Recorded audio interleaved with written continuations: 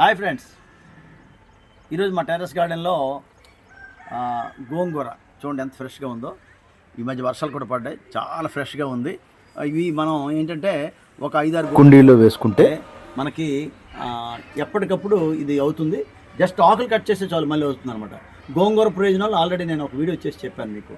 ఈరోజు మా అన్నయ్య గారు, ఇదిగో మా మనవడు హైదరాబాద్ నుంచి వచ్చాడు. ఇప్పుడు మనం గోంగూరని హార్వెస్ట్ చేద్దాం. Okay friends.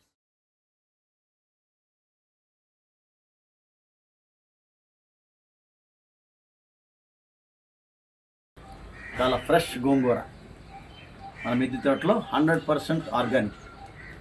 ఇలాంటివి మన మార్కెట్లో దొరకండి.